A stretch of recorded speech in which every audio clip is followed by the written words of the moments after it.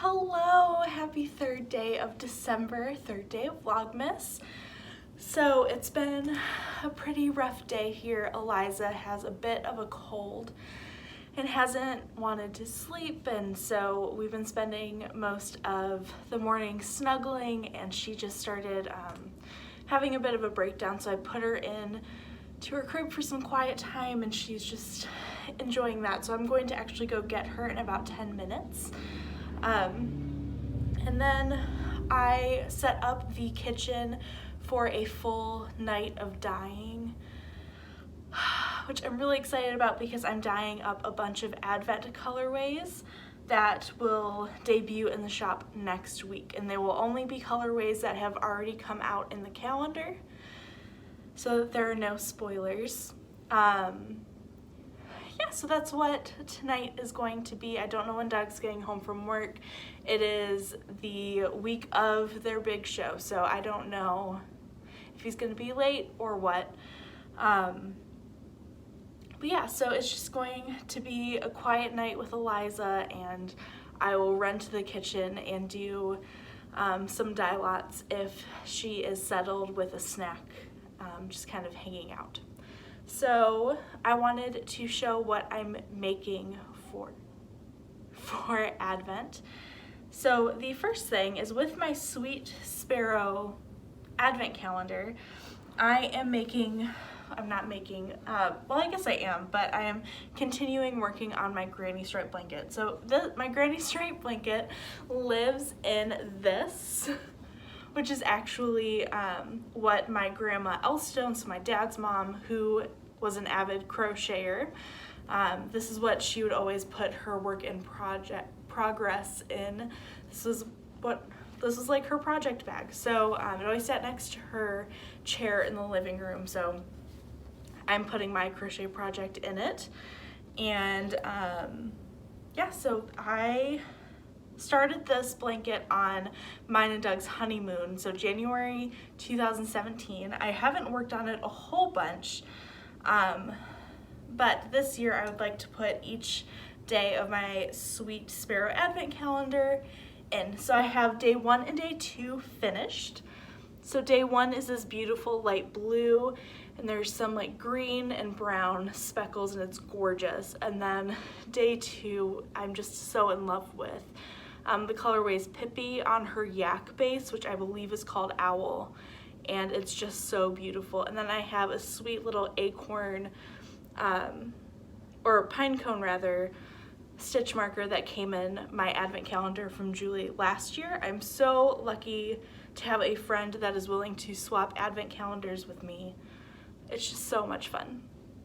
So that is that. I'm about to ball up day 3, which is Peppermint Mine, and it's absolutely gorgeous. It's on her single base. I cannot wait to work with this. It's just the most beautiful green. Gosh, there's so many speckles in this color. I just cannot wait to see it worked up. I'm using my Knitter's Pride crochet hook. I'm using an E hook. So that is project number 1. Advent project number 2 is my Hibernation Throw by Helen Stewart.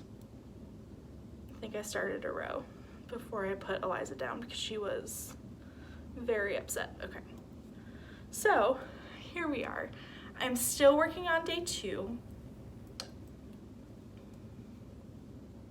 but I love it so far. So this is supposed to be about a 40 by 40 inch square. And again, this is the Hibernation Throw by Helen Stewart of Curious Handmade. It is one of her knit vent patterns this year. So you knit to the widest point, increasing, and then you decrease. And there are these beautiful eyelet rows.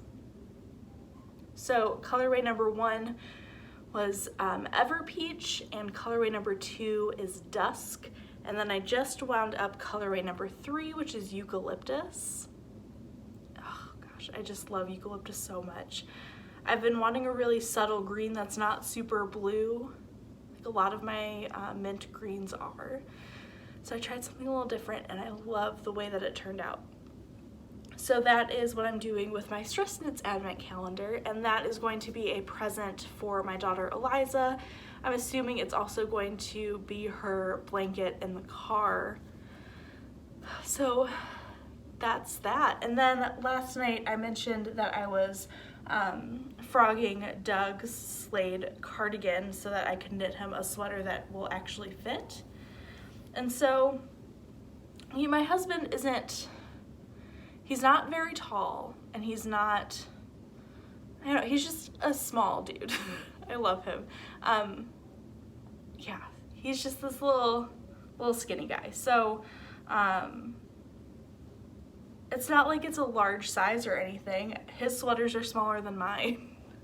So it's not going to take very long, but frogging of this is ridiculous. Brooklyn tweed yarn to frog when it's seamed is a little stressful, and I don't know, I've definitely made some mistakes with the frogging and pulled too hard. So from sleeve 1, which is gone, and the button band, I only have this. So I think this is about a skein and a half. So we'll see what I can salvage. I still have one more sleeve, 2 fronts, and a back to frog. So I'm going to do that. Esther wants to come in from outside, so I'm going to get her and then get Eliza and start dyeing yarn.